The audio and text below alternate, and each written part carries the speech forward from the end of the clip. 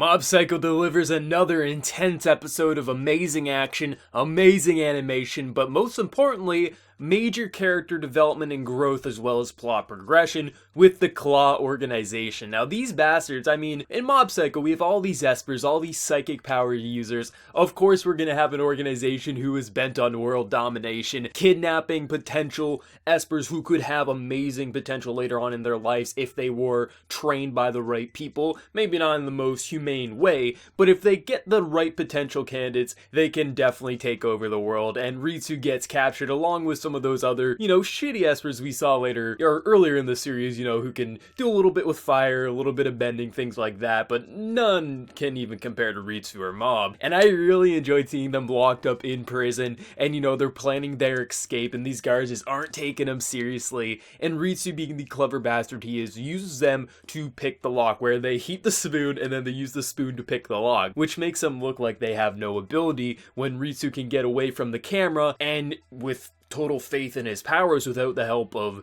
Dimple, he just slams him into the wall. Like, that was amazing, that was so hype and so clever, and really goes to show you that Ritsu is a pretty interesting and also entertaining character. Though he was a little jealous and scared of Mob, it seems he's starting to use his powers for a good reason, and he's starting to not be such an asshole like he was last week. Though I have to say, the 7th Division leader, the one with the gas mask, that character design was amazing. I fell in love with that character design as soon as I saw that. That looks amazing. I mean, they all are pretty interesting or pretty fascinating. I mean, one of them literally has the ability to manipulate their minds, and they make them think that he killed one of these kids. Like, when I saw that, I was sitting here like, fuck, that's insane. Like, he's stabbed, he has a bloody knife, and even though it was all an illusion, that was still brutal nonetheless. But the division leaders, all these people who are there, the one who originally kidnapped, Ritsu, they're all very powerful, but I don't think they're gonna stand a chance against Mob. I think Mob's gonna have a tough time for sure, but, Mob, when he loses control, when he reaches 100%, and with the fact that he's going after Ritsu, it's easy that he could hit 100% while, infiltrating this base with Teru and everyone like that. So I think it's definitely, we're gonna see another 100% Mob, probably either next week or the week after, and shit's gonna get very real. But I do like the interaction with Teru and, Mob and Dimple. They're literally torturing one of these guys, dumping his head into a bucket of water, and even after that, even all the torture they give to this guy, he still tries to betray them with these whips that he makes with his psychic power. And I mean, Teru not only learns how to do that ability himself, like right after seeing it, Mob uses 2 trees to crush the guy. Like, that was amazing, that was hilarious. Just everything about the episode was really entertaining, really funny, and I just love seeing them infiltrate the base and just not anyone standing a chance. Teru is taking on the small fry, where is everyone in the basement? Alright, tosses him aside, while Mob is getting ready to take on the big boys of this operation. Like, this was just such a fun episode. Everything about this episode was really entertaining from start to finish, though I have to say the interrogation with Teru and Mob was my favorite part of the entire episode. It was so funny just watching his head get dunked in water, and the other guys don't have pants on. I don't know what happened there,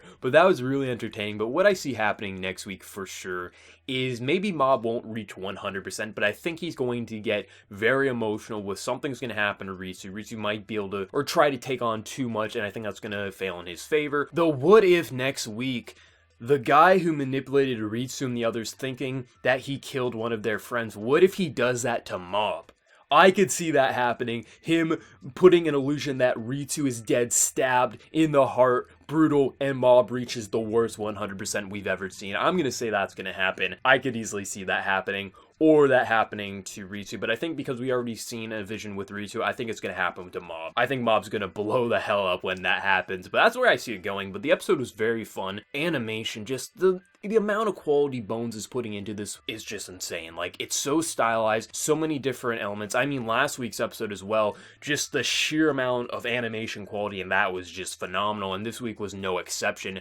But let me know your thoughts about the episode in the comments below, and do you agree with me that that guy's going to manipulate Mob in thinking that he probably killed his brother? I mean, Ritsu's not going to die, but I could see him using that vision ability to manipulate Mob, not knowing what would happen when he does that to Mob. Do you agree with me there? Let me know your thoughts in the comments below. Before you leave, hit that like button to show your support, and if you're new to the channel, subscribe for more content. So until next time, everyone, please take care and have a good one.